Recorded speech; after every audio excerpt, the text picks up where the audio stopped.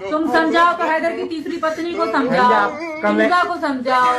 वो सीमा हम उसको क्यों एक्सेप्ट करें कि जिसका भाई और जिसका चाचा हमारे देश के जो सैनिकों का खून बहाने का काम कर रहा है, हम उसे क्यों एक्सेप्ट करें? बताइए ना आप मुझे।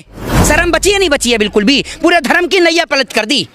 एक और तो धर्म के नाम पर लड़ने मरने को तैयार हैं, दूसरी ओर वो जो मटन बीफ खा खा के आ रही है, या गले तक ठांस रखा होगा उसने मटन और वो बीफ है, या नहीं खाया होगा बीफ। उसको पता चल गई होगी बचपन में कि सचिन से मेरा ब्याह होने वाला है, मैं हिंदुस्तान जाऊंगी, बीफ नहीं खाती हूँ। पैदा होते ही बीफ नहीं खाया होगा उसने, है ना?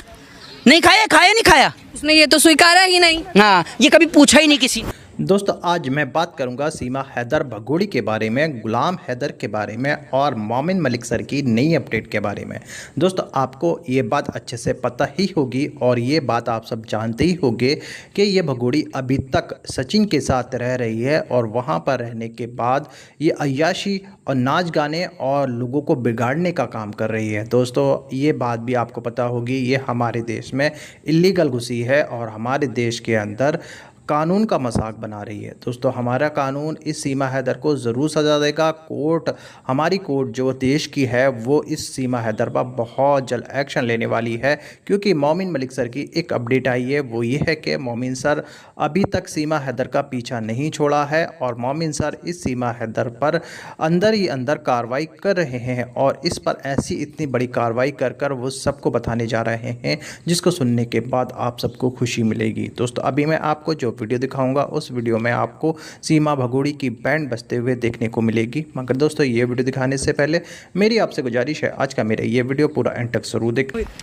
देखिए मैं आपको एक बात बता देता हूं कि अब तक तो सिर्फ इंडिया पाकिस्तान आपने क्रिकेट सीरीज ही देख रखी होगी।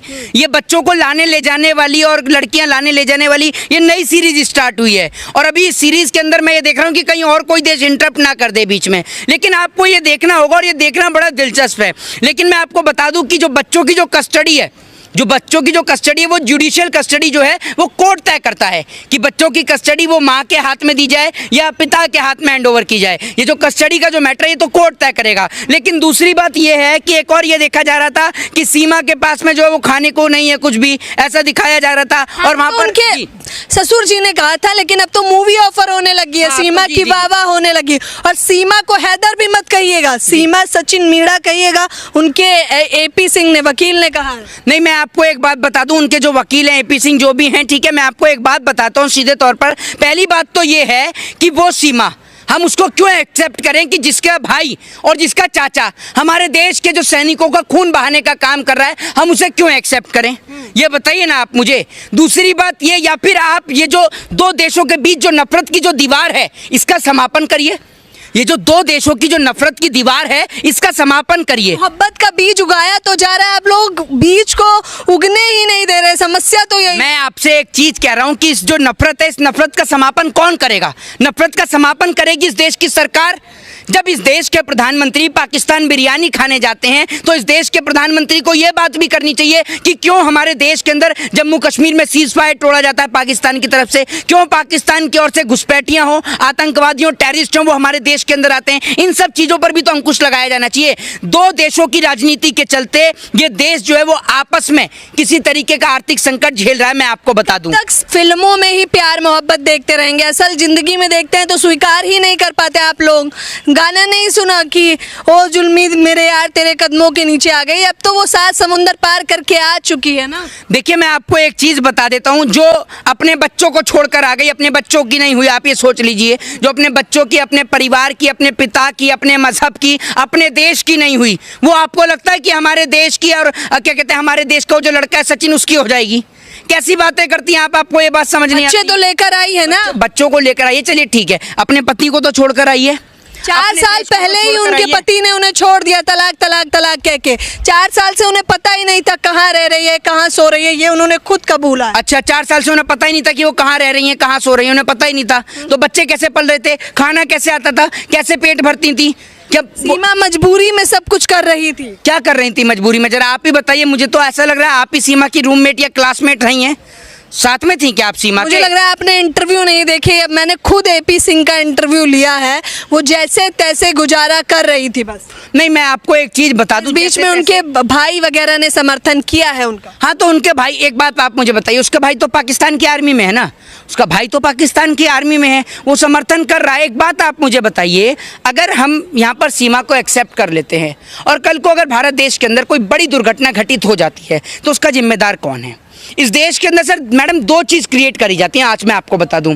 इस देश को पाकिस्तान के नाम पर डराया जाता है और पाकिस्तान के नाम पर डराकर वोट हासिल किए जाते हैं, और उस देश को हिंदुस्तान के नाम पर डराया जाता है और हिंदुस्तान के नाम पर डराकर वोट हासिल किए जाते हैं। इन दोनों देशों की राजनीति के बीच में अगर कोई पिस रहा है तो वो इस देश का आम नागरिक पिस रहा है, मैं आपको बता दूं। प्यार मोहब्बत ही तो दीवारें तोड़ सकता है ना, प्यार मोहब्बत को बढ़ावा तो दीजिए आप लोग। मैडम, आप कह रहे हैं कि प्यार मोहब्बत ही जो है वो दीवारें तोड़ सकता है। एक बात मुझे बताइए, हर दिन हमारे देश का जवान सरहद पर शहीद हो रहा है, हर दिन।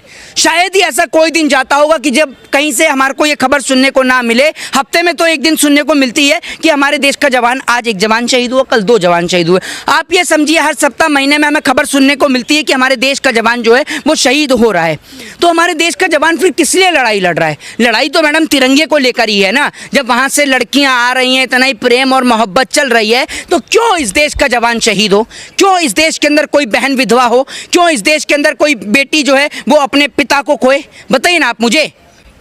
कितना पढ़ा लिखा आपने? इंटरव्यू पढ़ाई में मन नहीं लगता था उसका, तो पढ़ाई छोड़ दी उसने। ये इस देश के अंदर जिन लोगों का पढ़ाई में मन नहीं लगा ना, वो बड़े बड़े कारनामे कर रहे हैं और शायरियाँ लिख रहे हैं। कोई देख रहे हो कि चाय बेचता था तो बड़ा कारनामा कर दिया। बड़ी इस देश के अंदर ना पढ़ने वालों की तो कहानियाँ बड़ी इंटरेस्टिंग है। एक बात आप मुझे, सचिन की शक्ल देखी आपने? क्या हुआ उनकी शकल? नहीं, मैं आपको एक बात, सूरत छोड़िए, सीरत देखिए मोहित जी। बात तो सुन लीजिए। उसकी उम्र कितनी है सचिन की? कहीं 21 बता रहे हैं, कहीं 23 बता रहे हैं। 23 मान लेते हैं। वो जो सीमा, उसकी उम्र कितनी है? 27 बताती हैं वो खुद को। है 27 साल की। आप ये समझ लीजिए कि उससे उम्र में बड़ी लड़की, ठीक है, जो शादीशुदा औरत, 27 से भी ज़्यादा की, वो 30 की उम्र की है कम से कम, ठीक है ना। उसका आधार कार्ड चेक करिएगा, 30 साल की उम्र की है। 30 साल की उम्र की लड़की एक 21 साल के 23 साल के लड़के से शादी कर रही है। क्या उसको और कोई नहीं मिला? प्यार की कोई सीमा ही नहीं है। अच्छा, प्यार की कोई सीमा नहीं है। तो आपको भी अगर कल को कोई 55 साल का बुढ़ा पसंद आ गया तो उससे भी आप शादी कर सकती हैं। प्यार की कोई सीमा नहीं है ना। स्वैच्छिक इच्छा हुई ना मेरी। तो स्वैच्छिक इच्छा के आप में स्वैच्छिक इच्छा हुई मेरी।